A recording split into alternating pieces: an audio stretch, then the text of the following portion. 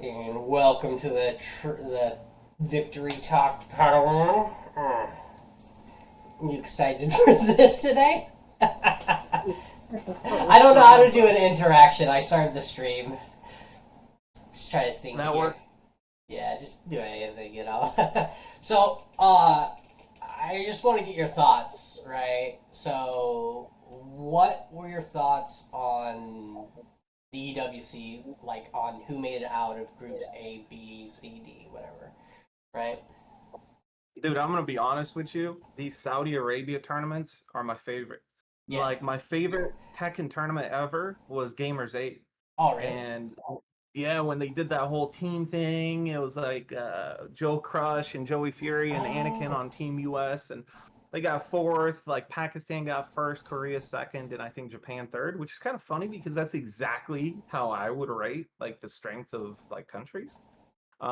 So I love the Saudi Arabian tournaments because they're not grassroots, right? So like they're not open entry. We can't sign up. You have to be like either invited or you have to qualify yeah. to it. Or you have And to that's know a the part guy. that obviously, yeah, like in a vacuum, like I don't like that part because obviously as a community we need open brackets. That's what makes the FGC so special as opposed to like professional sports, right? But I think it's really important to also have those locked in tournaments where just like the world's most elite players are invited and gather and really put on a show that's just like for an insane amount of money that supports their passion. So you have something to like really look up to Yeah. and be like, oh my god, if I really do get to the top of the game one day, that's where I can be. I can be like Olson and make like 650,000 in a year because he made like 300 250 or something this year, and then like he made 100,000 off another tournament where he was like a coach or something. Really? So Okay. you yeah, you can see that it's possible to make, like $600,000-700,000 in a year. It's really hard, but just to see that at the top of the game, these things are possible is Oh, yeah. beautiful because, dude, when you look at like the Evo winnings, when you look at combo breaker and CEO, I was just looking at last night, right? Mm. At PAX East for getting fifth, I got $650, like a pair of shades and like a reg bonus or something. What? No And shirt? Come on. At least you got a right, good one on. but that is more than they pay for fifth at Combo Breaker or CEO. What? Wow. Like that's crazy. That's just not. And it's like first at PAX made like 3,000, which is more than like I think the second at Combo Breaker or something. I was looking at it, and it's like this doesn't even make sense. Like for winning like Combo Breaker and CEO, you're making like 5 to 7 grand. Like that's not even sustainable. If you win No, both of no, those it's tournaments not. that year, Some of those yeah, players, some of those players like paid that much just to get there, right? almost right. I think a lot of the flights and stuff can. I think for a lot of people, I mean, for Flights, me, food, hotel. travel. Yeah, travel often gets close to like 2 grand, depending Oh on yeah. when you're booking, from where you're booking, and all that stuff. But uh, the point is like these grassroots tournaments, even the biggest ones, they're not enough to like sustain a proper living. So you really need like sponsors, you need big tournaments, and Oh yeah. this is where Saudi Arabia comes in with these because holy smokes, man. And the beautiful part is, did you notice that for each game, when people won, their sponsor got like a certain amount of points, and Yeah. then the winner, $7 million. Yeah, so Whoever that's what the like, whole sponsor. Yeah, that's what the sponsor got. So it was like instead of, we should have joined that. We should have done that. Oh my gosh, we should it's have done crazy, man. Like that. I was watching it, and that's why like Team Liquid, Team Falcons, and what was the other one? Team Vitality I heard. for Jean Ding and King Ray. They were like top three. I know So there's. like Tekken had a huge impact Yeah. on what was like happening with that. Oh So yeah. I know this is kind of a pit. I know this is kind of a pivot, but uh, I heard that Kudon just got dropped by his team, and then someone else as well, and exactly. And he then was, yeah, yeah, like he was on Team Liquid, right? yeah, and they So just they had, dropped him. yeah, they had Shadow and they had Qdans, and obviously somebody made the executive decision because Shadow had actually been placing better. Yeah. That they were going to keep Shadow, and Shadow was one away from EWC qualification because they both entered the LCQ, right? Yeah. And like Shadow got like the one spot. He needed one win to like qualify. I heard and that. He lost. I heard that like, I guess like Kudons was doing so well that people were like, "Why did you drop him? That's kind of dumb. That's really dumb." That's what I heard, right? Yeah, I mean, it's the character switch, right? Yeah. The Devil Jin was not getting him the placements that he needed, whether it's because Devil Jin sucks, probably, or I think Devil Jin's not as bad as people make him out to be, but he's still probably one of the weaker characters in the game. Yeah. I don't really think there's like non-tournament viable characters in Tekken 8. I don't think there's a single one, because I think even Lee and Devil Jin are still viable. But obviously, like, Devil Jin's not as good as Anna. Yeah. It's just not. This is Rai. This is the evil Padawan. He's my teammate. I forgot to put up the name tags, whatever. Hello. Yeah. But yeah, so Qdan's switched from, but he's a Mishima player, so like he can make that stuff work. And obviously, Heihachi's better than Devil Jin. Like, let's be real about it. That install like Warrior's Instinct, like if they gave Devil Jin something like that, then maybe. I was looking at the statistics because before like every match they post like, oh, number of heat bursts, number of heat engagers. Dude, Qdan's rate of like heat burst to heat engager was like 31-1. It was like he had like 31 heat bursts and like 1 heat engager. Oh my god. Showing you that like he adapted to the Tekken 8 mechanic and he's making sure to get into heat every round to get that Warrior's Instinct. Like he's understanding these like mechanics now that are just like they're new mechanics to Tekken players, but obviously he's adapted to that character and that mechanic and he's making it work at the highest level, and that's what you got to do. So he did it. It's just, I guess Team Liquid didn't expect him to, and somebody tweeted, they were like, there's a timeline where this costs Team Liquid like $7 million or whatever. And it's totally possible because, like, dude, Qdan's was like so close to going the whole way, And he still got some points for like whatever he placed. He was in that top 8. They still get points towards their org. Yeah. I wish Tekken World Tour did something like that. I don't know. They couldn't make it work though because this is across multiple games. To really get those big sponsors involved, you got to be across multiple games. That's why EWC is so important, and I pray to God they keep it going and that they keep including Tekken because this is so integral to like how sustainable the game is at the highest level. I have to say that my friends and so my casual friends, they said that they actually enjoy watching Tekken and playing Tekken in first to 5s, not first to 2s. Like the game almost feels like it's not enjoyable at first to 2s. It feels so much more enjoyable in viewing, and playing on a first to 5. Right? It's a different game. It's a completely different game. In Tekken 7, I really struggled with like tournaments because I especially even like locals, right? I started winning locals at the end of Tekken 7. Like that was the first time I started winning locals in Seattle was the end of Tekken 7 and early Tekken 8. Yeah. Because that is when I realized what is stopping me is not having an understanding of the first to 2 format. Because it was like I would play all these guys and I would do amazing in long sets. I would be beating all of them up, and then the short set comes and I'm like, oh dang, I lost the short set. Like what?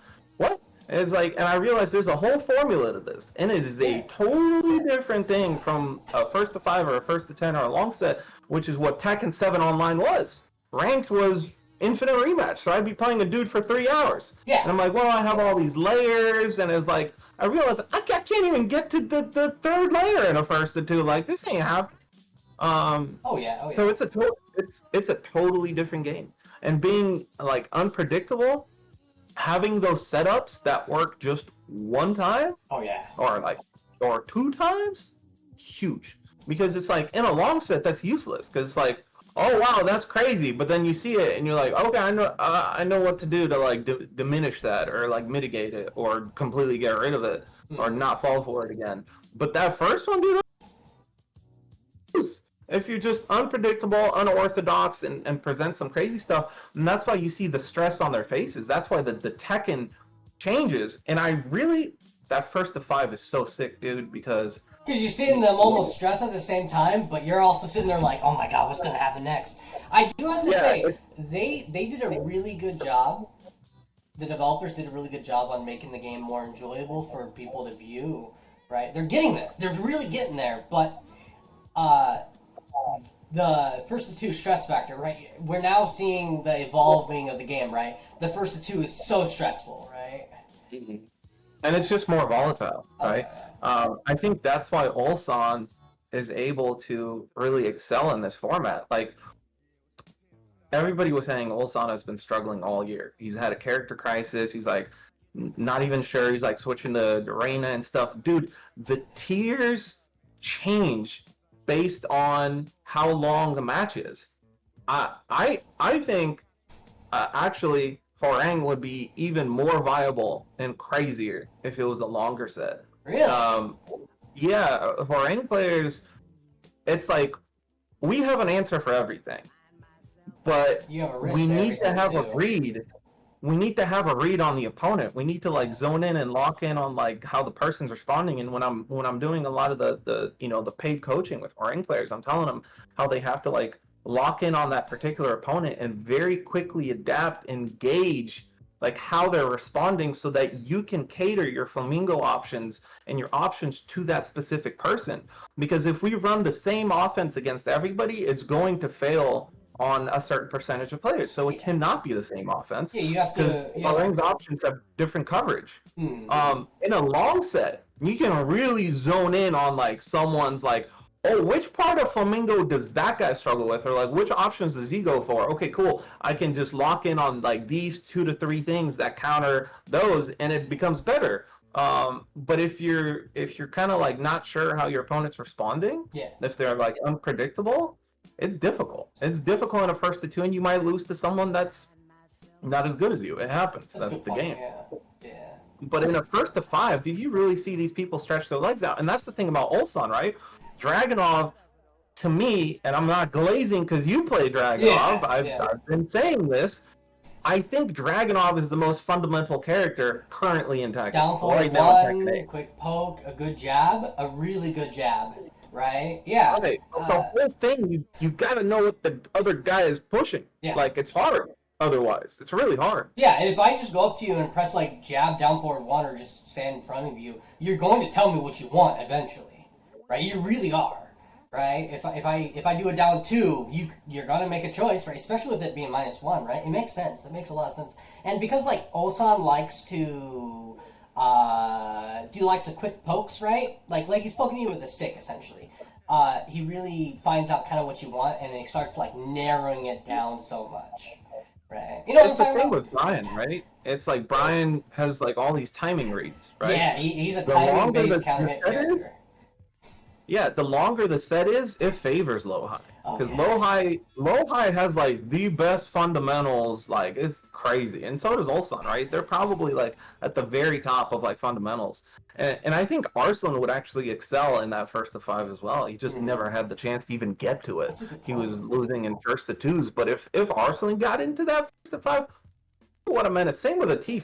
Like I think those players are scary, but maybe Ulsan and Lohai even better in first to five format. Like they just they have such, and you can see like how Lohai was playing in first to two versus first to five. Like he felt so much more comfortable just like playing neutral and like wiggling and seeing like what you're doing and then responding to your timing, responding to how you play. And those fundamentals really shine because it's like, dude, in some of those first to fives, you might see a close first 2 games, but then one player pulls ahead, all of a sudden it's 5-2. Oh And yeah, it's like, yeah. oh, there's a gap between these two guys. We just couldn't see it in the first two because it's just like not at that level. Nobody's that predictable. So it's a lot of those first to twos are so close, and they go to final round all the time, or they always close 2-1s, and it comes down to like a couple of crazy 50-50 interactions at the very end of a round where like somebody pushed one button, he evaded him, or like, oh, that crushed this, and like, oh my god, and it's like that that's hype. That's hype for someone watching, but for the player, it's like, oh my You're sitting god! there, Like, no matter how much. sitting there just sweating bullets. You're like, can this just be done? Yeah. You're like, Because it's like, dude, how was I supposed to predict that this is the first time this guy has pushed this button this whole set, and like, how was I supposed to predict this move interacts with this move like that? I mean, you saw it at Teeth versus Edge. There was 3 glitches in that match. oh yeah, You know, oh yeah. Edge is my goat, dude, the greatest Orion player to ever live. But he beat a Teef off of 2 crazy glitches that side switched the Teef, and Teef's just like, oh my god, what is this? It's like, it was not supposed to happen. Edge was in right foot forward, and he did a down forward 4-2 into Flying Eagle, and like a Teef sidewalked it, but then like Edge took his back and then like launched him with back turn 4, and it was like, dude, that's a glitch. Like, Atif made the correct decision to like sidewalk there.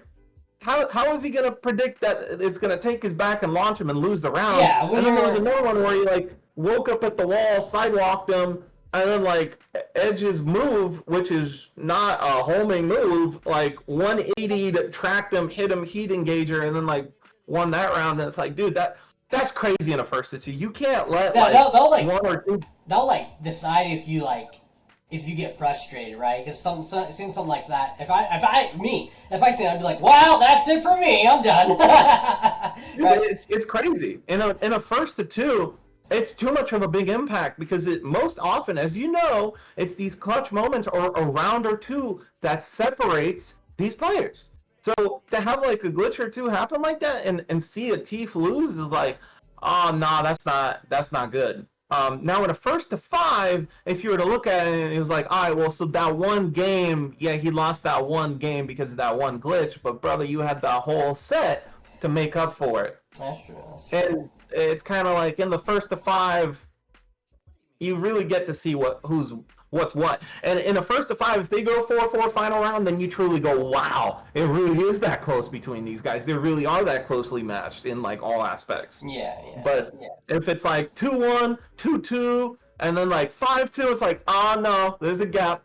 That guy's cleaner with it. On this particular day, that guy's cleaner with it. Like, maybe that other guy will come back with the right read and adapt next time, but today, this guy's the better player. And the first to 2, dude, most of the first to 2s I watch is really hard. Like, obviously, when you look at that top 32 at EWC, right? Mm-hmm. The bottom, like, 5 or 7 guys, like, whatever they were, those guys are not at the level of the top 8. You can tell, like, when you're watching, like, Tekken Master is, he was not at the level of, like, Rangchu and Jean Ding and Ulsan and Lohai. Like, when you watch Lohai play and Tekken Master play, it's like, oh no, that's not the same thing. It's just not. Like K-Wist was saying, like, Tekken Master doesn't even block, dude. The dude cannot block. All he knows is that like evasive like Eddie punch, and it's like good stuff. So you can tell, but in the first to 2, even a dude like Tekken Master can qualify, which is kind of crazy. But then isn't Tekken Master from doesn't he play Mortal Kombat? Yeah, he's a Mortal Kombat player. He's like one of like the best Mortal Kombat players. He's a really high level player. So like obviously the guy's not bad at fighting games, and obviously he's good at Tekken. But he's, from what I've seen, he's very much like he's relying on the Tekken 8 mechanics of like he just runs offense, and anytime he's on defense, he just like mashes panic buttons. Yeah. Hoping to get the momentum back. When he was playing, I think he was playing, was it Arslan or someone? And it just like it was one of the Annas, either Arslan or Atif, and they just like saw that every time Brain Dead he pushes that evasive button, and they just kept doing the same Anna setup over and over and over again, and dude kept getting hit by it, and it's like, oh my god, dude, stop mashing right there. Did you not realize the first like 2 times that you can't press that button there? Like, that's crazy, dude. Stop it. Remember, man, he paid $60, $70 just to press buttons. It's okay. But that's okay. Arslan and them, yeah, for real. Arslan and them also paid $60 or $70 to make him stop pressing buttons. Right? And that's okay. Yeah, but you know, that's what I mean. Is like in a first to 2, that stuff works. Yeah, that's true. Like, that's true. You're presenting like somebody starting pressure, right? They're in a stance or something or whatever, and you're pushing evasive buttons. Yeah. and that evasive button is getting you out of like a situation that's unusual. It's matchup specific, it's situation Yeah. specific, and it can throw someone off in a first or two until they're like, oh, okay, Like, what if like I the just dude's. wait? What if I sidestep? What if I just backdash, right? Yeah, but some of these like stand situations and stuff, right? So many of the characters in Tekken 8 now play like Horang, in that it's like, Oh, okay, I yeah. landed a move, now I'm stuck in stance, Like a and mixture I of get. Horang and Miguel.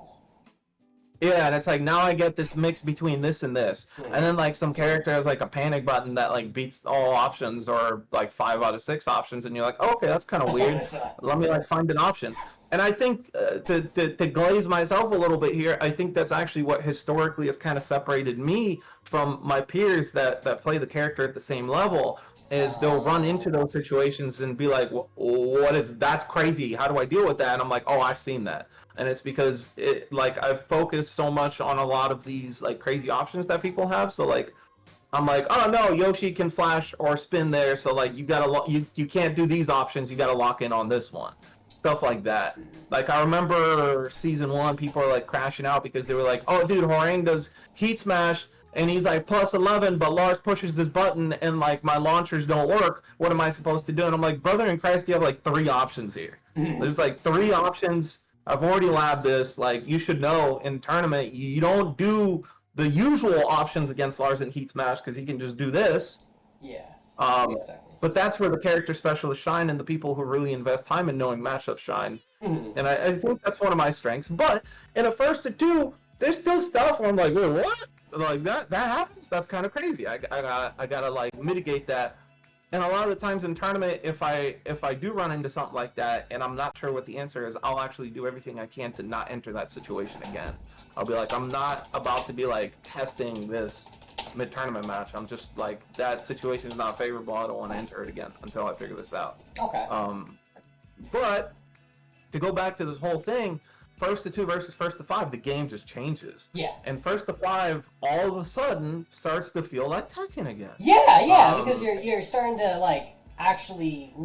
I'm actually looking at you. I'm actually reading you, and it can almost gets to a point where it starts slowing down. And it's like, wow, we're having fun, right? Yes, man, and you're not so scared of like, you heat dashed, right? And it's like you're both on like 10 HP, you heat dashed, and like you did a low poke, but the dude hop kicked, and like that's won the set. Like that's crazy. Then you're just gonna know that like, oh, that guy like hop kicks on heat dash, like be careful. But like in a first to two, it really can come to like a crazy decision like that. And then the longer set, you can start like staggering timings and. Oh yeah, you can start really playing with the mechanics of the game, except With for just everything, immediate yeah. timing. And you're not so scared that the YOLO guy is gonna push like one button in one situation or like one glitch is gonna happen. It's like, oh well, there I go to losers, Yeah. Yeah, that literally is what is like happening to a Tief. That's what happened. And I'm not saying that Edge can't beat a Tief in a first to five. He might. I don't know. I'd love to see it. I'm just saying that in that particular first to two, even as a Horang player, I didn't like that one because it was like, dude, that was a bunch of unusual interactions that were not fair to a Tief. And it sucks. But yeah, the first to five, man. So the negative part is obviously for the casual viewer. I don't know if that's more hype. I'm not sure. I don't know. I don't know. I'm just saying this just for one aspect. My partner Seth, he hangs out with me a lot, and he doesn't play Tekken, but he watches it a lot, right? And he said that like top 8 was actually really fun to watch because he agrees, right? He agrees. Right? And usually I look at him as the casual because he's a viewer, right? He views the game, right? Yeah. But that's just one person. I don't know. I need more people, right, to really understand, right? I mean, I like it. I like it a lot, but then again, I like Tekken, right?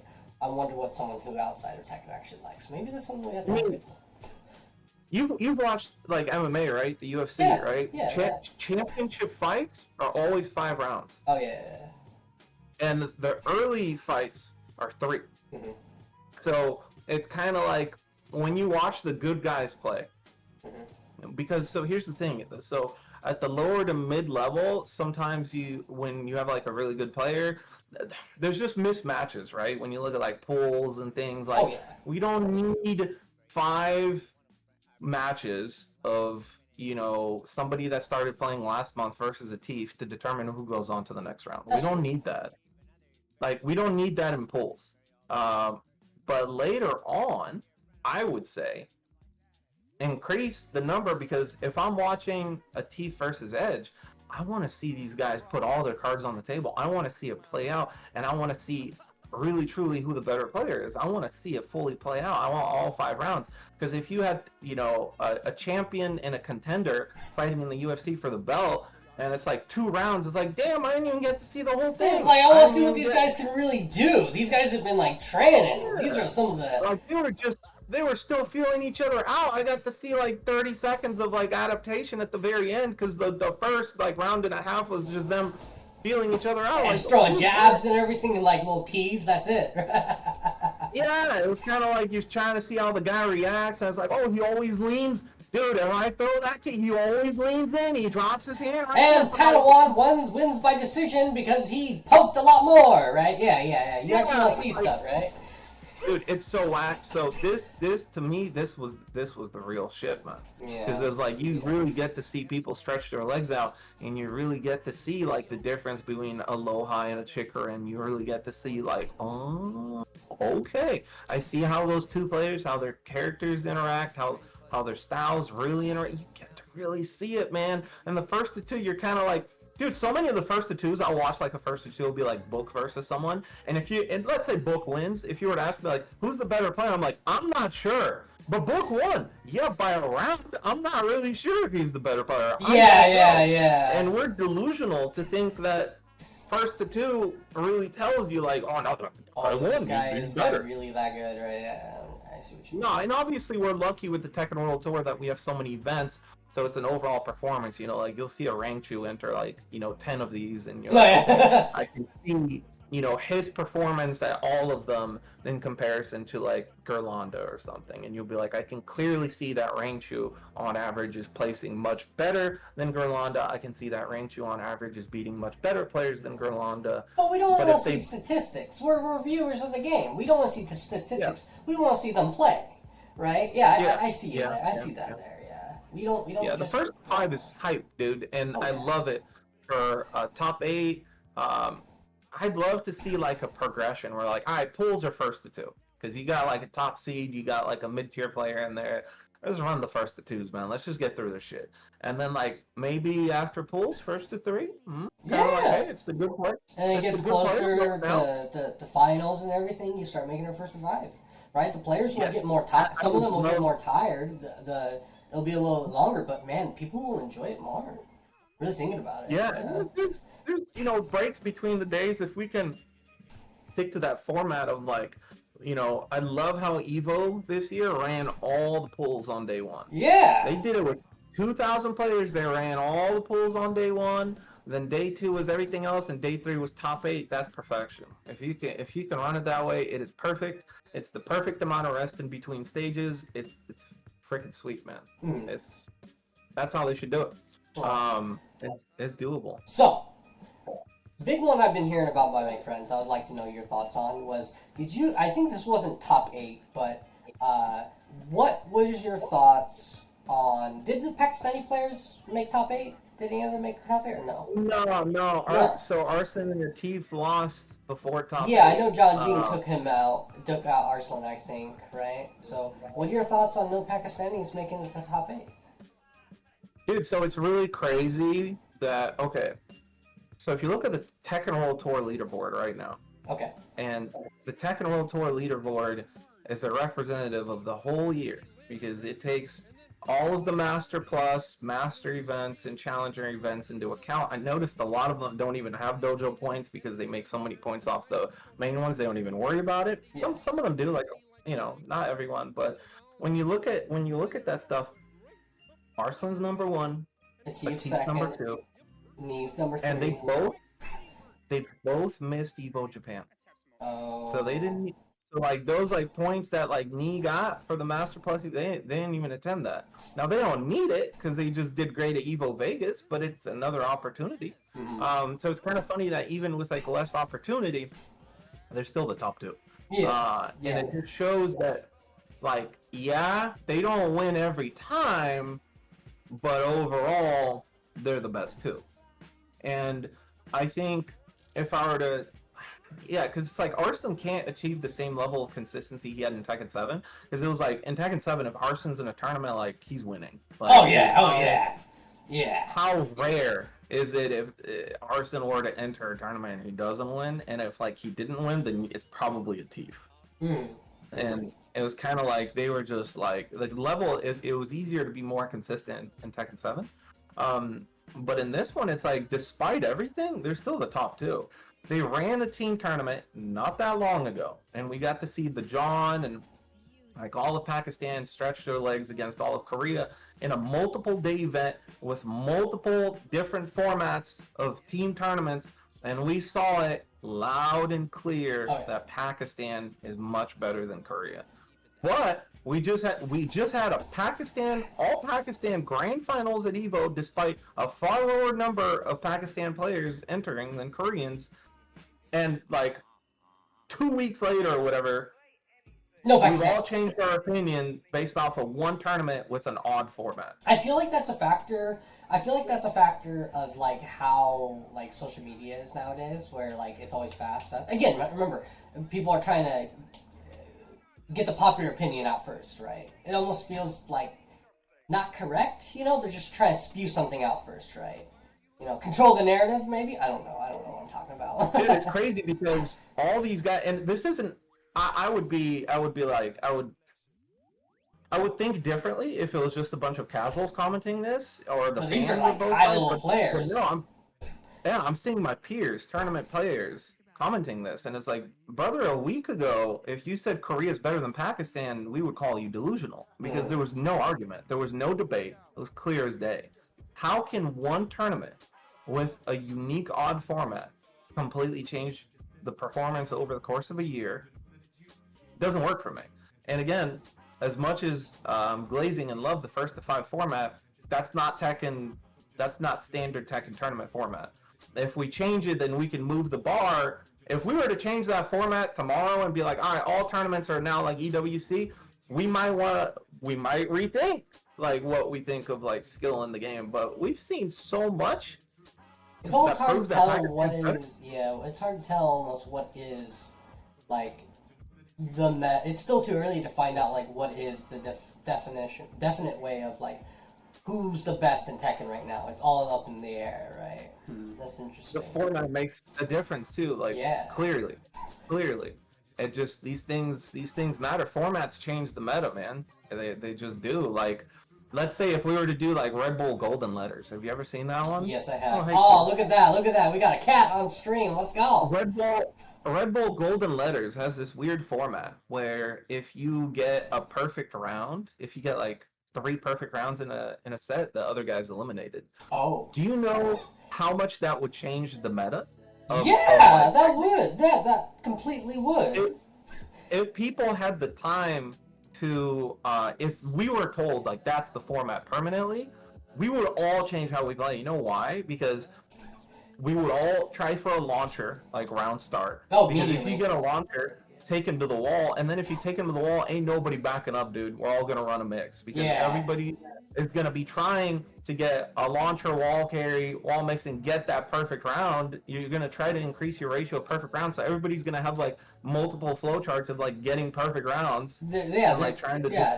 Oh my gosh, you're right. It might even be like a higher risk. Like you might end up playing like a higher risk game plan just in search for that perfect round. Because it's like, dude, it could be like 1-1, but you just got enough perfect rounds, and like that's it. Dude, what if you got like 2 perfect rounds, like game 1, or what? I don't remember exactly the format, but I think it's 3 perfects and the person's out, and even the great counts. So if it's like a close round, that counts too. Mm-hmm. So like how you respond, like let's say the guys had like 2 perfects or whatever. You would probably respond differently end of round if you think you might get a great. for like the comeback or whatever. I don't know, man. So it's like format makes a difference is all I'm saying. This was an odd format, and to have it be like the thing that completely changes who we look at as best. It was Weird. odd, but it was super entertaining. All right, so let's focus more on specifically top 8. Sure. Is there any matches you were very interested in, like anything that caught your eye besides the grand finals and stuff? Right? Was there anything? There was a bunch, and it actually wasn't just top 8. There was a bunch. I mean, like that Mogul versus a Tief, right? That was crazy. Mm-hmm. You got that crowd, the Falcons on like the drums. Oh yeah! Like, oh my god!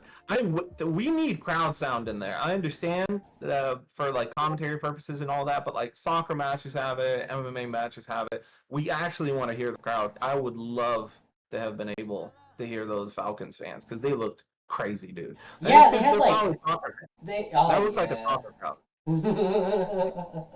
Saudi Arabia and everything, you know, like those guys love football, soccer. Oh, yeah. So they came with that energy, and like you can see, like, dude, it definitely got to Mogul. Obviously, it was a motivator in that instance, but damn. So that was one of the best sets. There was a lot of good sets.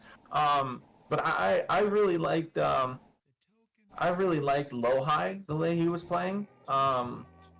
Dude, the way he was like picking apart Chikarin was like, damn.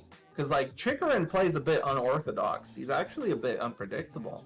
Chikarin? Oh yeah. And the way that Lohai was like picking him apart with Brian, I was like, dude, this is impressive. Like really impressive. So just super hype, man. Lohai brought his game. He brought his game. He was like so focused. Yeah, to me, the scariest 2 players in the entire world are Lohai and Atif. Like, I see those guys, and like when they're locked in, I'm like that to me is like the highest level of play. He couldn't make it happen against Ulsan on a different day, maybe. Ulsan at that tournament, dude, you flash some money in front of that guy. Yeah. He turns into a monster. He gets so hyped and starts like poke chopping that thing, like like wiggling. You know, Evo 2023, during Tekken 7, I told Ulsan, you should play Dragunov. You know, his poking fist your playstyle. And you know what he told me? Bull face in front of my face. He said, what? Dragunov is trash, but this is Tekken 7 during the time, which is, I mean, he's fair. It's fair, right? Yeah. But now, it's interesting to hear him say those words, but now, it's Tekken 8, and he's running 2-time EWC champion with Dragunov. You know, I should have placed money, betted him. I should have bet. Even one, I hated Dragunov in the same way that I kind of hate Anna now because Dragunov was obviously busted, and I felt really bad criticizing Dragunov or Yoshi because it was like, dude, all the Dragunov and Yoshi players are like character specialists. That's the thing is like, yeah. So many of them, you know. So it's like, dude, both of those like characters really suffered in Tekken 7. Because like by the end of it, like Dragunov had like no damn reliable mids, and like I remember like Fear was crashing out in Tekken 7. It was like it's hard to play this. That dude's will is fucking huge, man. He is such an iron will, man. He's inspiring.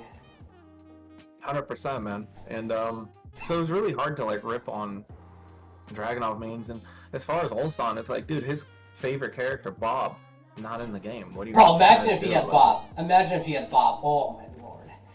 Yeah, I love Bob. If they put Bob in, I might pick him up for like the side because I need to play a character that wave dashes. That's like my requirement. I need the wave dash in there. If you ain't got a wave dash, I'm not really interested.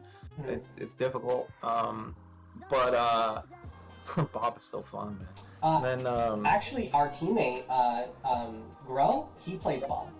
He mains Bob. Oh, cool. Right, yeah. He mains Bob and Raven. I love Bob, man. Yeah. That was my DLC request. I was like, I don't even want like any other character. I was like, I just want them to have. Just make him a McDonald's manager, call it Bob's Burger House, and make it a stage, and then boom, you'll sell a whole bunch of money, right? Do it like a fucking collaboration with Jollibee or something. Come on.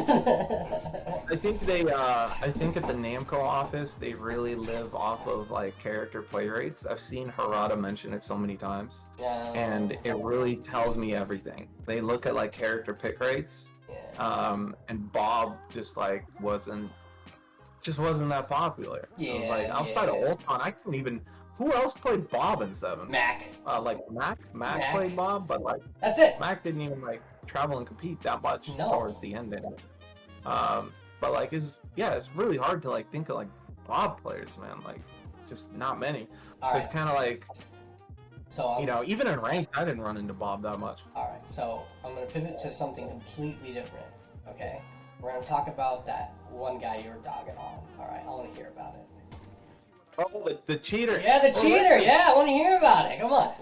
Dude, listen. So, season 1, the issue when the game came out, there are things online that make people quit this game, dude. Yeah. There are things that they make people crash out. They have a horrible, toxic impact on this community. It carries over. And obviously, you can go with like Doc's advice, like just like don't even play ranked, don't even like play that much online, just practice and hit your locals. And I love that too. But depending on who you are, where you are, like you need that online. You need like balance. And I live far away from locals, right? I have to do a day trip if I want to go to locals. Right? Mm-hmm. But usually whenever I go, it's fun. It's like a treat. It's like eating cake after like a month. Sure, but we get our practice in online so we can, go in and play well at the locals and the different things, but not to get into that. But look, the thing is, when this game came out, one of the most toxic things was pluggers, people that plugged, and it was so frustrating because like you're winning and the dude plugs and he's like, that's how he got his rank, and like you're frustrated because you're trying to like chase those guys and keep up with those guys, but they're cheating and they're not losing points, and it was like so many people were frustrated. So that's why I was like, you know what, like I'm gonna expose some of these pluggers, and that's how the Rick Mula thing happened. And I think the best way to expose a cheater is to be like, haha, look at this guy. Look at this guy. Right, micro penis, I don't know. It's something, right? We gotta shame them in a way. I'm not saying like let's hang the guy. I'm just saying like, be like, hey man, why are you doing this? This isn't okay. Laugh at this bump because that's what you deserve. You're cheating. You're and it's not a victimless crime is the issue. There's no, if it was a victimless like exploit that was like, oh, like he got all these outfits, I don't care if you did something like that. But what you're doing is you're taking something away from other people. You're taking away their points. You're taking away their hard work. They're cheating, and that drives me fucking crazy. Yeah, and like their hard work, their momentum, their adrenaline, their energy, right? It's almost like it's like you're at a high point, and then you see that mark, and you're like, either you're laughing or you're like, fuck, I'm pissed now, right? You're like, why are you running? So, it's rough, and I hate to see it, and I've seen people quit the game in Season 1 because of so much plugging. And now, the new trend in Season 2 is these hacks that have freaking evolved, and we have both pro players and casuals crashing out because, I mean, we're sitting there going like, I'm having like mental breakdowns out here playing online sometimes because I'm like, man, was that guy cheating or are all my lows this predictable? And I'm sitting here having like a mental crisis at like 1 in the morning because I'm like, damn, I've played against Arsenal and Ash offline, I've played against Book, I've played against like some of the best players like AO, Dojin, whatever, Joe Crush, the best players in the world, and I'm like, I never got every low block against anyone. Like Arsenal wasn't blocking my lows like that. And I'm thinking like, but what if someone does? Like, and I'm crashing out. And it's like, I don't know. Is he cheating? Is he not cheating? It was the first to 2. I don't know. Like maybe he just blocked all the lows. And I don't have the time to like go through everybody's replays and study them. But then the problem is these cheats have now evolved to the point where you can set percentages. Yeah. You can to block like 90% of lows. And it used to be predictable because if you're like full screen, right, and you did like a low, the character would crouch. Oh yeah, they would totally be like, you'd be like, I found you. They're too sophisticated now, so like that doesn't even work. The cheats are so sophisticated; they're only blocking within range, and you can set percentages, so you can set it to like, oh, block 90% of lows and duck, 80% of grabs, or like break 99% of grabs, and you're sitting there and you're like questioning, you're like, wait, is he cheating? I did just hit him with a low. And it's like, it sucks, man. It sucks putting people through that, and then you're stealing their points, you're stealing their progress. Dude, and it's like you're just taking a self gratification when you didn't even truly earn it. Like that one gentleman that you posted, right? That was not entertaining at all, right? Not entertaining. Yeah, and you're really hurting people's progress. Yeah. Because working on having unpredictable timing and placing lows in unpredictable fashion is freaking huge. I think what was my comment? I said something about like, why be digitally geared when you could be natural? The dopamine hit is like way better. You know, it's like true, right? If I fight against like I don't know, if I take like a game off of Anakin, I'm all like sitting there, light up a cigarette, like better than getting ahead. This guy's not even about that, and I mean we can talk about. I'll go into that as well, but basically, here's why I'm so angry. I'm angry about the thing because you're malicious. Those cheats are doing big damage to people's mental, to people's progress. It ain't even about the ranked points exclusively. It's about that you're giving the guy false data. You're making him think that Hell Sweeper is predictable. You're making him think that round opener was predictable. And it's like, it wasn't. You're feeding this guy false data, and he's put years into the game, and you haven't. And you're taking away his progress, making him question stuff. It fucking sucks. Yeah. And then on top of that, the progress, the grind now to like, the higher GODs is so hard, man. And like that 2,000 or 4,000 points you took away from that Kazuya, that could have been the difference between the guy getting his rank that night and not, you asshole. So it really makes me mad. And so when I saw this, I was like, look, accusing someone of cheating is a big deal. I'm not, because I saw, Hey Broken, and people were like posting, and they were like, yo, this guy's a cheater. And I was like, let me see. Because I'm also curious to try to understand these hacks better, to better locate them. Because I'm actually, I don't have a lot of experience with it. But this one was so freaking blatant and obvious. I was like, I'm 100% comfortable saying we're talking about the same individual, yes? Or a different individual? We're talking about the same individual, yes? Or a different individual? Yeah, we're talking about this Claudio player. Yeah, that said, Claudio I'm the best player. Claudio player in Florida, and you got like Ibo out there and stuff, and it's like, dude, no, what? You got these like legitimate offline Claudios out there, and you're out here claiming this off a rank. Like your ass better show up offline. Yeah. But then like the guy apparently did a couple of times, and he's like horrible. Even like at his locals, where like it's a bunch of nobodies. He's getting like. I think you said in one of your posts that you blocked like 7 out of 7 hell sweeps or something like that, which is from a Kazuya or something like that.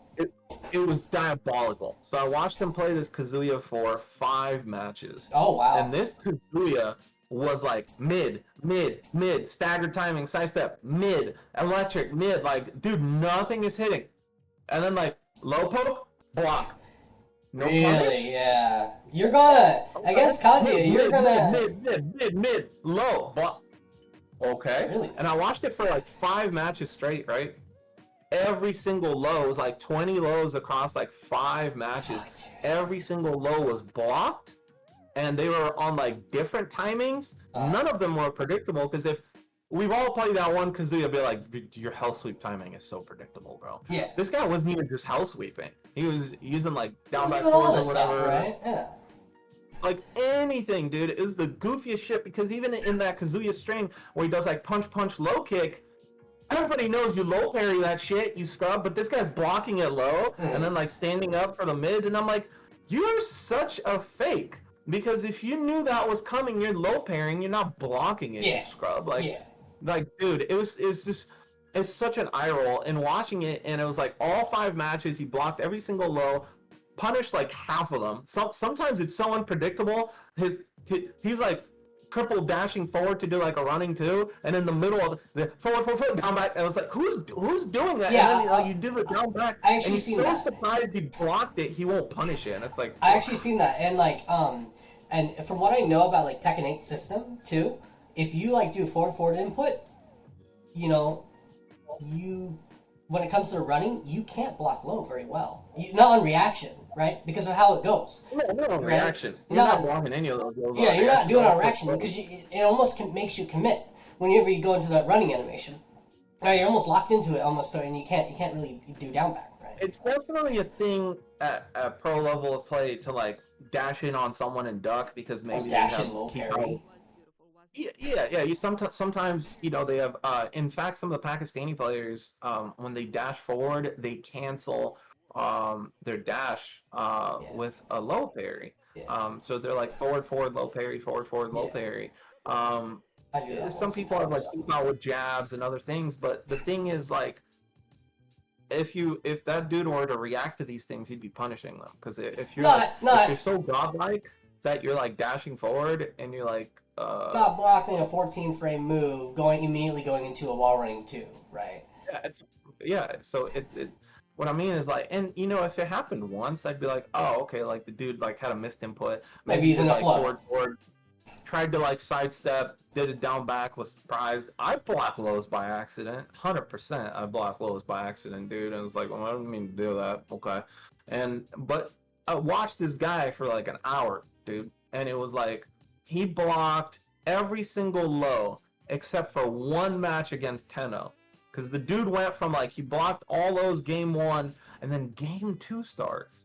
And this dude's AFK, dude. He's away from keyboard. His character's just standing still. And I was like, what is he doing? And then he proceeded to get hit by all 10 lows. What? The dude went from, yeah, man. So it was like he clearly turned off the cheats because he knew he was playing a known player. He was like, shit, this is Tenno. I've heard of this guy. Like, he might be streaming. He might expose me. He might know what he's looking at. Because dude, it's pretty blatantly obvious, and it's so funny because the first game, Tenno only did 3 lows. I don't understand why people are doing this stuff because of the fact that because of the reason of like what do you want? If you're gonna get caught, right? You're gonna get caught. Yeah, I mean, it was like that one. Dude, it was like that one Tekken player. I don't remember his name. I don't think it's actually important to even say his name. But he played like Kazuya, and he cheated to get his rank up. He paid someone to get his rank up so that he can join an esports team, right? And then it's like now he's no longer even like doing it, I think. And so it's like why do this? Why go through this? What do you hope? Yeah, but it was really funny just to see that the only match I ever saw the guy get hit by lows was the one where he's away from his computer, turning off the hack. Yeah. The one match where he was away from keyboard for a second, because Tekken 8 loads so quick, dude. When they hit that rematch button, like you're right back in it. So like, good. I almost regret it.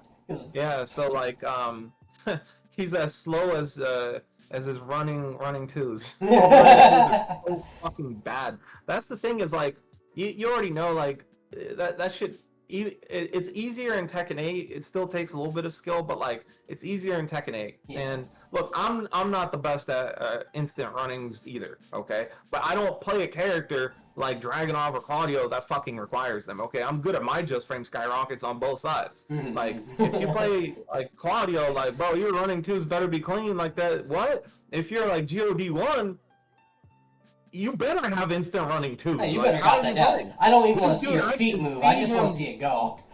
Right? Huh? I don't even want to see your feet move. I just want to see you fly. Right? Yeah, the dude, like, I can see him loading up that run every time. Like, what? This what? I can tell you ass just from that. Like, that's crazy. Mm-hmm. But what does he want out of it? And this is the issue, right? Is people are confused, man. People are very confused because I've been to a couple offline events recently. Yeah. And people ask me after they'll play me, and they're losing, and they'll say, "What's your rank online?"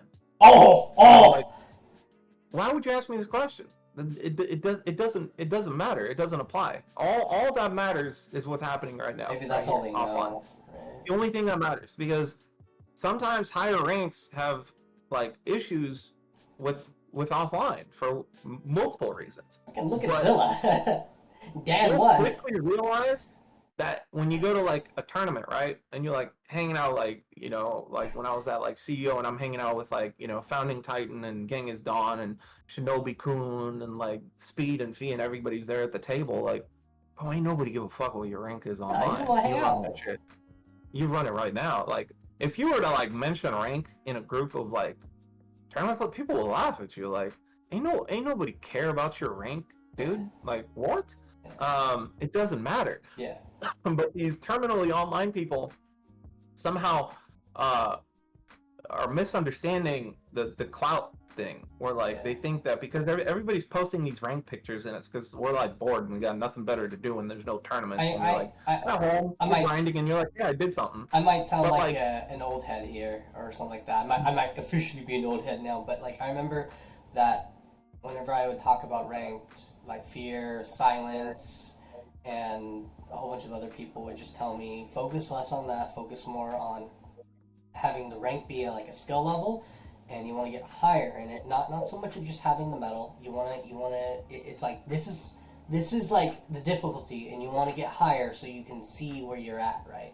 Less of a shiny medal, more of a this is where you're at, and and you should be testing yourself, right? And you're gonna go up and down ranges, right? Ranges, right?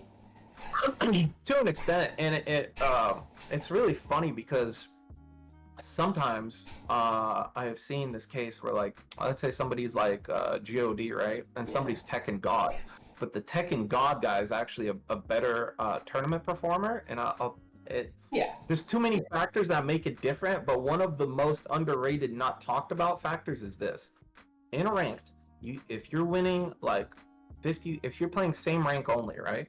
Mm-hmm. If you're winning like 53% of your matches and you just play a lot, if you have like an incredibly risky and stupid like flowchart or whatever, as long as you're winning slightly above 50% and you're playing a lot, you will actually continue to rank up. Yeah. And it's like, it could be a sign of like, that guy actually has a lower win rate, just plays a lot, and actually has a style that would let him down completely in tournament. Because in tournament, it's in ranked, you can like hop on, you can lose your first 2 sets and like keep playing and like come back. You don't do that in tournament. No, you only got 2 lives. That's it. You're going home. You're done. Like, that's it. It's over. That dumb shit you just pulled, you're not getting your points back, man. You're on the flight home. So it's kind of like rank almost encourages like a level of play, or like you can be like really good at like most matchups, but like horrendous in a couple, and those couple will do you dirty in tournament, dude. It was like, oh, like, you automatically lose against like any harangue. Like you might be cooked in tournament. There's a lot of harangues, bro. In ranked, you might just like block them or like one and done them, be like, oh, it's a harangue, I'm not playing against them, like that. Okay. In tournament, you're actually sitting down, you're running that first to 2, and if you lose, you're in losers. Yeah. So it's kind of like ranked almost gives that like false impression equivalent of like skill and tournament performance, but it's not the same. So it's kind of like sometimes I see slightly higher ranks. Now, if the gap is big, like Fujin versus God, like that God player is better. If you both play a lot, and that dude's hard stuck Fujin, and the other dude's at God, there's no doubt who the better player is. Oh, yeah. But a couple of ranks and stuff, like, I don't know. If that guy has like better offline skills, he might be cooked. Yeah. But it's like, so basically a guy like this, right? Real clout is you just went to a tournament, you made top 8, you made money, you won a local, like, against known players. Like, that's real clout. Like, people will be like, that guy's good. Posting your stupid rank online ain't it. No. We're all, when you show up offline, we're all still gonna test you. Maybe showing it to your friends and being like, hey guys, look where I'm at. Hey, thank you. Right? But like... Yeah. And then especially being a cheater, right? Yeah. I think a part of this is just like the scene I was brought up in. Because in the scene I was brought up in, our best player of the last 2 decades, Eddie Boymang, EBM, was I've never heard stories about him, dude. I've heard. I was never in when I was joining Seattle Tekken. I was never around then. It's like the legend, right? I hear about Yeah, he's been the EBM. best at Tekken in Seattle since like Tekken 3, Oh my right? god. And he's like the one like Seattle player, right? Mhm. Because like James and like Cody, you know, they came from like other states and stuff. They're Yeah. also top players, but like EBM was the Seattle guy, right? And he dominated the arcades and like even like Tekken 5 and 6 and like all those. Like you go to Seattle and you knew you gotta fight EBM. Like that's the guy. Yeah. And like our best player didn't play ranked, like never, still hasn't. He don't fuck with it. So it was kind of like I remember like you know in Seattle like Nasser or Death Hit, he would get like Tekken God Prime, and it was like damn highest rank in Seattle, and it was like people were I remember the band kids were like roasting him because they were like yeah bro fight EBM like let's see it Tekken God Prime like that dude's like green he's green rank, and it was like damn shit is hard. So it was kind of like the scene I was brought up in. You got EBM beating your ass, and he's like first Dan online, and you got Will behind him going like, "Come on, scrub." All right. That's the scene I was brought up in. You know, like it doesn't. And same with like Johnny Bravo. You didn't play ranked. Bro, Either. oh yeah, Johnny. Holy crap. And it was like, yeah, I was like, yeah, dude, go to Olympia and like play Johnny Bravo and talk about your rank. Like grand finals is gonna be Bravo versus that EBM. man, Like go taught talk me, about your rank at that local. Like nobody cares. That guy like, taught me small Tekken. You know, that guy taught me small Tekken. Oh my lord. Anyways, so let's come to our. So we're at like an hour, so we don't got much time left. You got to hang out with the partner soon. So let's talk about our final subject, grand finals. Grand finals. Ulsan versus Low High. What are your thoughts? Tell me. dude, they're both like such fundamental monsters. Yeah. It's like I don't play the game at that level, One right? So like I'm watching it and I'm trying to learn. I'm trying to see like what they're doing, and it's the mind games that they're having is so like high level that we think we know what's happening, and sometimes like their meta and their idea of this is like even higher than what's happening. There's like mind games and things happening that look simple, like oh well he just sidestepped down forward too there, but like there's more to it sometimes. So super impressed by Ulsan, man. That was crazy because to me, like I said earlier, the scariest two players in the world for me are Low High and Atif. Those two, like, when they're locked in, I'm like, what is this? Is this even human? Dude, remember when Low High was at like Tone's house and he was running ranked with NA? Yeah. Running sets. He was running lobbies. He was going first to tens. Yeah. And like nobody could take a freaking game off. Yeah, I remember that. Oh, yeah. Like James like tried. He like Low High just like 10-0'd him and just like blocked everything. And I'm like, what? Like he's just like, and he was doing it with Brian. And I'm like, this is crazy, dude. Like Low High is so good, but obviously in grand finals, and they're playing for what was it like? First place gets like 250,000, and second gets like 130 or something. Like, or they're playing for like $100,000 plus the death match.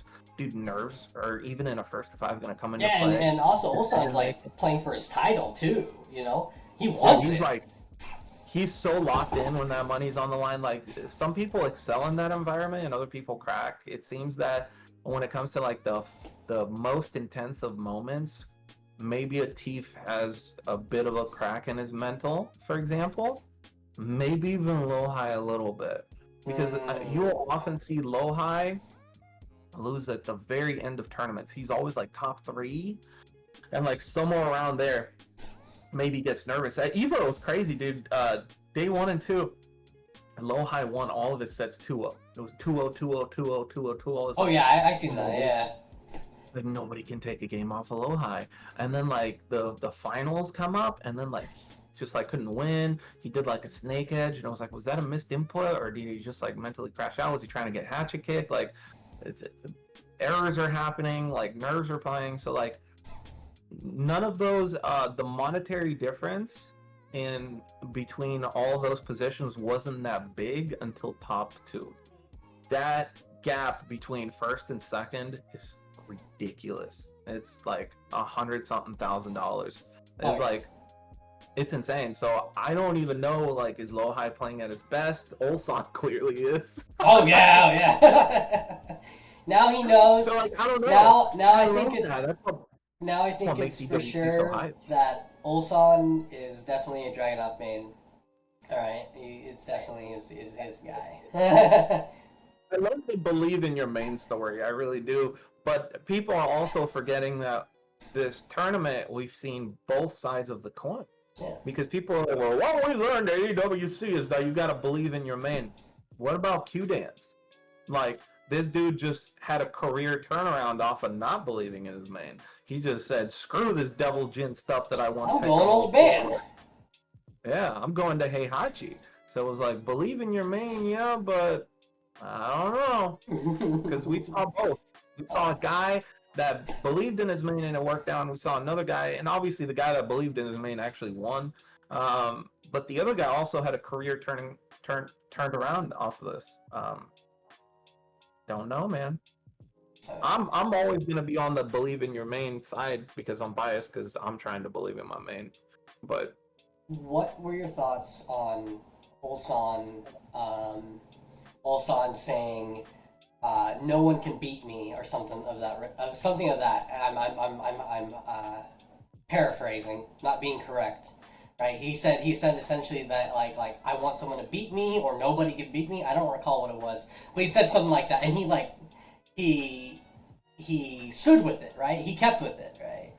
You know? Dude, you know how like in boxing, Yeah. like you got these people that are like 30-0, and you lose like, and obviously there's padded records, right? Because in Of boxing, course. like for like the big up and coming people, the first 20 fights are like those people don't even have Wikipedia pages, right? There's a boxer named Vasily Lomachenko. His amateur career alone was like 390 something wins and one loss. I didn't know it was that many. Yeah. Probably a lot of amateur fights. Yeah. Yeah, but and Loma's a legend, right? He revolutionized a lot of like boxing fundamentals. So I love Lomachenko, but in boxing. Oh, correction! It's 396 wins and one loss. Sorry. That's crazy. Yeah. In boxing, right? You can get like knocked out once, and you're fucking like done. Dude. Yeah. People are like, nah, screw that guy. Or like you can get knocked out once, and like the mental damage is so heavy that you go in with like doubt next time. You're like, dude, I don't want to get knocked out again. Like a level of fear is introduced to you because like you had never been knocked out before. Yeah. And like now someone put you out. Like in It's like who's like, next, real right? fighting. Yeah. In real fighting, it is such a humbling experience. Sometimes people don't come back from it. I do. remember the first time I ever got hit in the liver, especially because like I'm a southpaw, so my liver's hanging out forward, right? And I got hit, and like ever since then, whenever someone comes close, I'm like, no, like fear, like scared, like I'm horrified. I'm like, it's coming, right? So. Yeah, it's a lot, and they always say like if you get knocked out, you need at least 6 months to recover physically because you get like a weaker chin. Usually, your brain, because your brain slushes, it's like easier to get knocked out again. Oh, yeah. So like you need. That's why they say like people can lose their chin, right? You have like Chuck Liddell, like you can't put this guy out. End of his career, everybody's putting him out because like once that brain like loosens up and it starts slushing around in there. It's lights out easier because your brain's just like, nope, I'm out. I'm done, so pal. like, Yeah. yeah, people can develop like a weaker chin. It's like, oh, he lost his chin. It's a done deal. So it's different in like real fighting, and that sometimes there is no coming back. But in the FGC, we are like cockroaches, brother. You can stomp us out 1,000 times, and we're back registering again. Like we're so I guess so delusional before a tournament, dude. When I'm at home, I have like all the self-doubt, imposter syndrome, like all that stuff. When I go to a tournament, when that match starts, I am delusional as hell. Like, I am like, you can't beat me. It's not happening. You're almost like drunk or high, yeah. Like, dude, I've literally sat down to play like AO and Doji, and I'm like, I'm gonna fuck him up. Like, it's not. And then like I get too old. Sometimes sometimes I sit here. At that moment. Like sometimes whenever I play against someone online or offline, I think to myself, I want to take what's mine, right? I want to take what's mine. You have to be. You have to be delusional to lose thousands of times and keep entering. Like every single good Tekken player we know has lost thousands of times. Oh, Like yeah. if you've had like 50,000 matches over the course of your career, which most of these guys have, you've lost probably 10,000, 20,000 times against someone, and you're like, put me in, coach. And it's like, that's crazy, bro. Because like in real fighting, maybe you've never even lost to another man, so like it's easy to be delusional. Oh, yeah. That's why like on the Ultimate Fighter in the UFC, when you have like a lot of these up and comers, they're like 5-0, 7-0. They're like, I'm gonna be UFC champion. Like, dude, like And then nobody they can get beat cracked me. and like, nah, I'm done. Yeah, and then like maybe they get to like the final, or maybe they actually do get into the UFC. Maybe they win their first 2 fights, and they start fighting the top 5 guys, and it's like, oh shit, like I might not be him. Like, I might not be one. Like, Yeah. but you need to see that, and it changes you. But in like Tekken and fighting games, and there's always this thing, right, where like we believe in improvement so much Oh, yeah, we do. that somebody can be like, look at King of the Court. Holy shit. huh? Look at King of the Court. Holy shit. Yeah, like you can be like somebody that's like horrible at this game, because we all start out horrible, and we all have to play against everybody, and we all enter tournaments, and then like there's progress, and then all of a sudden you're like a world beater, and it's like, damn, where'd that guy come from, you know? Yeah. But it's just different in the FGC. So Ulsan is a prime example of that, where like if you're gonna be fighting like Arson and Atif and Lohai, you have to be delusional. You have to believe in yourself. You have to be like, dude, I can do this. Like I'm the one. You can't have doubt at that point. You just can't. And I think that's what's kind of doing Arson a little dirty these days. Is like, I remember he like tweeted, he's like, this game's so volatile. He's like, I don't know. And that means that he's just taking some losses somewhere, and like he's losing that delusion. You gotta have that delusion that you just can't lose, dude. Yeah. I feel like a crazy person, but like when it's like tournament, I get some hype music, and it's like, I know I gotta get delusional. Yeah, you gotta almost have that, like a weird, like, little voice in your head saying, you ain't no bitch, right? You gotta have that little voice. Yeah, like you just gotta be like, nah, man, like I ain't losing today. I may have lost a million times before, This but is it ain't gonna be me. today. This is me, 4-time Evo champion. Nah, I can take him. I can take him. You have to believe, right? And and in a first to two, like I don't even know how any of us can have that confidence, but we do. We're just crazy like that. So I feel Ulsan, dude. I feel him, and I'm sure a bunch of the dudes that lost to him on the way felt the same way. Like, you can't beat me. Oh yeah, oh yeah, oh yeah. Did you hear that? It's just how it is. Did you dude. hear How that? it is with Did you hear that? Sorry for interrupting, man. Did you hear that? Lohai. I think you even commented on it. Lohai played like 10 hours a day preparing for EWC. Yeah. Holy crap! Yeah, it's crazy. But I mean, so I told James this before Tekken 8 came out, like when the game was coming out.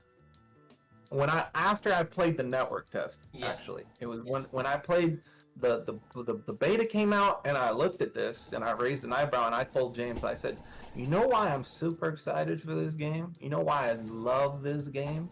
Because for the first time in like many years, when this game comes out, it's going to show who's a current grinder and who is not. Because I was so tired of Tekken 7, where like EBM would take 2 years off. This motherfucker did not play during COVID, like at all, right? Yeah. And I was grinding every day, practicing with James every day, like driving out, staying there till like 3 in the morning, going to work at like 7 in the morning. I was grinding like crazy, and I made so much progress. And EBM like dusted off his controller, came over and beat my ass, and I was like, this is crazy. Like, the legacy skill is so strong that this dude can like not touch a controller for like several years, come back and keep up with the meta, keep up with the fundamentals, keep up with the game, and just like beat people. And that's not a thing in Tekken 8, man. Like, even if you haven't, if you just took a break from like season 1 and you're coming back to season 2 now, your ass is lost. Like, we're gonna hit you with strings and setups. You're not even gonna know what's happening. Like, you're not gonna know what's happening in that first to two, and your fundamentals are not even gonna be enough. Like, you have to be a current grinder. You have to play this game a lot right now. And that's the thing, is like, that's why NA is struggling. This is the real answer. Everybody's asking on social media, why is it struggling? I'm going to tell you why. Because historically, our best players in NA, most of them, with the exception of like Shadow and Joe Crush, most of our best players in NA are a bunch of dudes that grinded like crazy back in the day. Like Tekken 5, Tekken 6, Tag 2, these dudes did put in the 10 hours a day. They really did. They had a moment of unemployment, they had a moment of youth, they had a moment of whatever, where these people were living and breathing Tekken. It was everything to them. And like Doc Massacre, those guys, they'll tell you, like, they were putting in the 6-7 hours a day back in the day. Yeah. And now, you know, in Tekken 7, that legacy skill carried over. So it was like we were playing catch up. Like all the new gen players, we were playing catch up. We were trying to grind to catch up to whatever that the 100,000 hours that dude grinded back in the day that he's still like depending on. Yeah. And it was really hard to close that gap. But now in Tekken 8, it's our turn. if you're somebody that grinded like crazy back in the day, but you're half-assing it now, no shot, dude. You're cooked. Yeah. You're absolutely cooked. Yeah. And like that's what, like, you know, like James is struggling with a little bit, in that like he played so much and he's like, dude, so much of my knowledge is like it's gone. He's like, right? it's gone. They really shook up the box and really like took out a whole bunch of. They took out so much stuff, dude. Yeah, they did, and the meta is so different. The moves are so different. The whole game is so different that it's kind of like you have to grind right now. So if you got a kids and family and a job right now, dude, and then that's why the gap has actually widened, is because a lot of our best players are like part-timers. There's people with like jobs and stuff, like Genghis Don, you know, like they got jobs, they got stuff, like, and you know, Don said he responded to I think Sativika, and he was like, dude, don't ever question how much I grind this. Okay, you don't know what I've gone through. And it's true. The struggle is fucking real, dude. I have no doubt that Don is dedicated and has grinded like crazy. That's the only way you make top 8 at Evo. But part of the problem, and Don's actually one of those newer players. He was actually like new to Tekken 7. And he put in a lot of work in that Tekken 7. But it's kind of like these people are widening the gap, because even if our players are putting in like 3-4 hours of practice a day, which is freaking crazy if you have a job, they are putting in 10-11, and that's like 3-4 times as much as we possibly can put into this. Even if we're grinding our sweat, tears, and blood, you're doing your job, you're coming back, you're like mentally exhausted, but you're putting in those hours, you're grinding to the max, and you can show results on like the local level and be like, damn, that guy's really standing out, and those are the grinders, right? But out in Korea and Pakistan, they grinding at a different level that's unattainable for us. So with this new game, with this new meta, they're spending way more freaking time in it. And it's not just ranked, because I can see the numbers of their games. It doesn't correspond to that many hours, but they're playing offline. They're grinding in practice mode. Their distances are smaller to each other, so like it's different. So like the Tekken 8 is really showing who's the current grinder, who's really grinding right now. Yeah. And at a regional scale, we can see like the amount of grind that we put in, and then like at an international scale, it's like, wait, why are they making the gap wider? Yeah, we're not even touching it, right? Whenever I hear about NA is not there, it's so true, dude. We're not there. We're not there, man. It's not, man. And so, you know, our best players, you can see our best players in NA are actually the ones that don't have a job. So like, you know, like Junior, and I'm pretty sure, I don't know Shadow's personal life, but I'm pretty sure Shadow's not working either. King just based Ray, off Joe of Crush. Yeah, right. Just based off of like Joe's not working. I know that for a fact. I've asked him. So it's like, just based off of the fact of like how many events these guys attend, or how many online tournaments they attend, or like we don't. There's just not enough time, dude. If you have a job, if you have a family, if you have like a relationship, right? Yeah, and I understand that Lohai, if he's gonna play 10 to 11 hours a day, he's probably sacrificing. I think he's like living at the Drax house, you know, with me and invested, and now I could be very wrong. I don't know anything, right? But he could probably be there, or he could probably go there very often, right? Well, he said he trains with Infested all the time. So like sometimes even when it's just two people. So like during COVID, right? Like Silence Evan and like everybody was really mad at even the suggestion that we gather in private in small groups to Yeah, train. Like yeah. James and I tried to organize stuff. It was kind of like, hey, everybody get tested. Everybody like make sure you're feeling well. And there was asymptomatic shit and all that. But let's not get into it all. No, But that's the fine. point is, we were trying to be safe, but still get some practice in. And they were like, whoa, whoa, whoa. You never No, know, Evan was right? like, Yeah. it's not a good idea. You better not do this. And it was like, all right, fuck it. It's just me and James for like 2.5 years. Oh yeah. But the amount of practice that we put in just with each other, when I came out of that, dude, I saw the biggest results ever because during COVID there were so many people that were not grinding and I was grinding. But then again, the legacy skill gap with like guys like EBM, I still wasn't able to close. Yeah. But it was huge progress just being two people practicing. It was huge for me. It was huge progress. And you know, iron sharpens iron. You say so. Imagine if it's like low high practicing with a guy like Infested, just two players at the highest level of the game, constantly practicing, using a variety of characters against each other to like learn how to fight them. I kind of what would happen. I kind of wonder what would happen. I want to see a Korean and a Pakistani player practice with each other.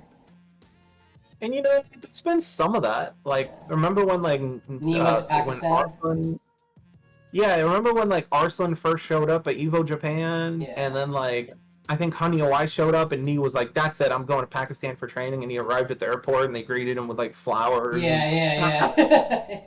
He did like first and tens with everyone. Go out there.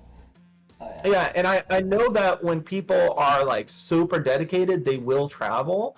Like Daniel Motto to Korea, or like back in the day, like when I was just first starting. I don't know if I told you. Sorry for interrupting. I don't know if I told you about it. Anakin consistently goes over and hangs out at JDCR, from what I know. Right? He consistently I can believe that. Yeah. And but like I remember when I first started competing, like Speed Kicks was still active, and I remember he went to like Japan and Korea, and he was like running sets at the arcade and like going to train with people, and it was there was no tournament. And it was like, Speed, why are you out there? And I was like, I'm training. I was like, oh, damn, this guy is so dedicated. He's like traveling to Asia for training, and that's when I knew like, oh, that's a different level of like dedication, and that's why like I think Speed, being the perfectionist that he is why like he's like retired now, because even though he's super good, he knows he's not reaching his maximum capability. Yeah, unless he tries. Other people may not notice, but he knows. He knows like if he's like more locked in and dedicated, he knows the results that he would get doing that versus what he's doing now, focusing on like his job and like coaching and other stuff. He knows the difference, which is why he doesn't want to compete, from my understanding. Okay. Well. But yeah, man, it happens. Sometimes people cross train. Maybe they should do it more. It kind of sounds like Pakistan is even like from Atif's tweets, right? He was like, I don't have anyone to practice with these days because of like so much travel and competition. It was like, but hold on, like Arslan's at most of those too. Like, why aren't you guys like? Well, from what I heard, there's like a split between factions, I guess. They like kind of split, and like Arslan and someone else has like their own groups, and they don't play with each other at all. I don't know who's the ringleaders. I don't know if like Atif and Arslan are those, but those two live together. Am I crazy? I like vaguely remember there was a time. Remember in Tekken 7, there was like a time when they were doing like team tournaments and stuff, and it was like Nee would always like pick his guys. It was always like Chanel and Ulsan and stuff. Yeah. And like, but there was like, I could be wrong, but from what I remember, it was JDCR crew versus like Nee crew, and there was like a bunch of people that were like around Nee, and they didn't fuck with JDCR. Yeah. There was like something. Yeah. Right? Yeah. There was like something. So I remember there was like a division in Korea, and maybe they've come together since, but there was like something. And I think him and Kokoma still don't like each other or something. Really? There's like who, Nee and Kokoma, like that, or JDCR like... and Kokoma? JDCR and Kokoma, or Nee and Kokoma? Nee and Kokoma and Nee and JDCR. But I mean, like, there's always been division like that, but you know, of course. Just like how we have beef and not beefs, right? But that's their own issue, right? Totally their own issue. Funny enough, in Seattle, we 100% had the opportunity to be divided, and we never fucking were. No, Because at the go. peak, Yeah. at the peak of like JFD versus Band Crew, we still trained together. Like, it was the craziest shit, dude. When you guys were seeing all those posts between like me and Jeff on fucking Facebook, and I had those like fuck Jeff shirts and like all that stuff was going on, bro. Jeff was in James's garage, like we were practicing together, and like I'm like giving him tips and shit, like literally, the Band Crew would like come to like JFD headquarters at like James' apartment, and if you look at like my Facebook photo, like, dude, like Jeff is like right there. We're all like practicing together, man. And Yeah. it was like before and after, everybody. The first time I joined the Seattle Tekken community was during COVID, right? And Oh, so you missed all that. I missed all of that, but that's okay. But like, from what I know and have experienced, like, it is like one of the nicest communities. Whenever I tell anyone that plays Tekken, whenever they come to Washington, I say play with them. Go here, go here, go here. Fucking everyone's nice. I've like never ran into anyone that's like a dickhead in Seattle Tekken. Like, no, not even like joking or like being like melodramatic or anything, right? There's like never been like a bad apple, right? Everyone's super nice, and I love it. That's why I say Seattle Tekken is probably one of the most welcoming communities I've ever met, right? Yeah, But it was like salt and stuff, and I mean, like, yeah, so a little bit before like you joined, not to like go into old stuff, but there was a time when it actually was pretty tense, because it's kind of like the short summary of it all was Nasser Death Hit moved to Seattle, and he was like my first friend in the FGC, and we both played Horeng. I met him at like my very first tournament. I made my first buddy. That's the guy that just beat Khan at EWC. oh shit. Yeah, and so Death Hit, at the time we were like similar skill, but then he started like pulling away. He started like getting better. That was before I was training with James. He started like pulling away and getting like better, and like Johnny like didn't show up to like one of the Olympia locals, and like Death Hit won, right? And Johnny like went on at the time it was Seattle Tekken. Facebook was everything, right? Everybody was on that. And he was like, now that we finally have a semi-competent Horeng player, we all need the lab, so it's not free wins. And I'm like, oh. And like Nasser was so like, based off of the comments and everything, Nasser was like so upset. He was almost like, dude, I don't even want to like go out anymore, like all this shit. It was like, it was so annoying. And I was like, hey Johnny, I was like, first of all, I was like, you put Nasser down by calling him semi-competent, because that's an insult. And there's also the implication that I'm not competent like at all. I'm like, that's crazy. We need to run this.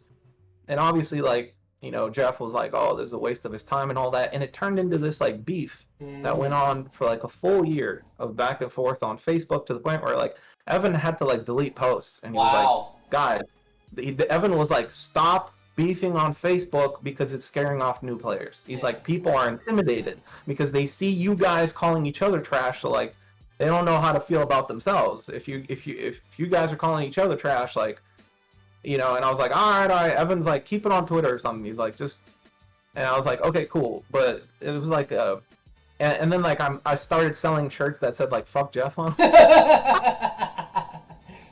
And I had like every color. I was like, you guys tell me what color. I was like, I got you. And Evan was like, if I see anybody wearing that, like there's gonna be consequences. Like if I see that. And it was getting like tense, right? And it became this like JFD versus band thing. It was very intense. And we finally, after like so much, ran first to 5, and it was for $200. And I beat the crap out of him. It was like I was like up like 4-1. He barely got one. I won like 5-2. I popped off, gave him a hug, shook his hand, and then like we kind of squashed it. And then like instead of like being like a separated community and like having division, we just continued to like train together. And like when Johnny would do well, I'd like, you know, go like give him a hug, tell him like, dude, good job, like good shit. Like at the end of the day, we were all Seattle.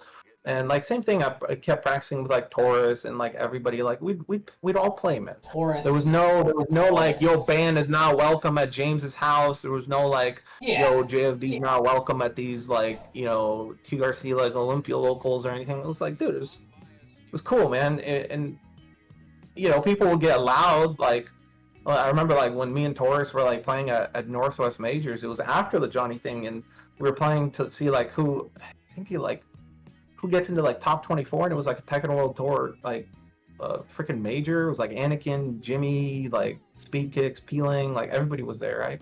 And I remember there was like the biggest crowd for a match was like me versus Taurus. I was like, what the hell is this? Like everybody gathered, like this is crazy. And like I remember though at the end of the day, like I beat Taurus, and like all the band guys were like, damn, dude, you really did get better. Like good stuff. Like they weren't like Yeah, they weren't being mean, right? Yeah, that's good. I love seeing that. right, right. Like there's clearly like there's a rivalry there, But but it it's was like never all like fun, right? yeah. At the end of the day, we're all like Seattle Tekken, and if I see Johnny playing against like Sukin or anybody else at Northwest Majors, bro, I'm cheering for Johnny. Like let's Yeah, go, bro. yeah. It's Seattle.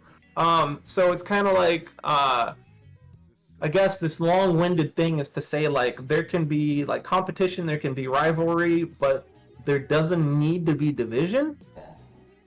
And maybe, If but I know that if I win, I celebrate. If I win, I celebrate. If I lose, I say to my opponent, "Can you do it again?"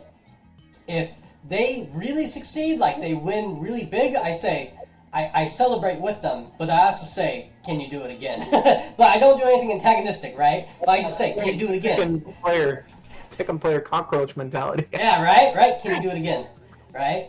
we always come back, bro. Right? Can you do it again? Yeah, you can never put out a Tekken player. Yeah. But yes, but I know that at the local level, it's also different than like what Teef and Arslan are going through, because they're competing for hundreds of thousands of dollars. They're competing for like a crazy amount of legacy and life-changing stuff. So I don't know, but I feel like that's what got them there in the first place, is training together. Oh yeah. Well, I think we've had like an hour and 31 minutes. I think that's good enough. I think we went over our time a little bit. Sorry for that, but I hope you had a fun time, and I are gonna end the stream. Hell yeah, man.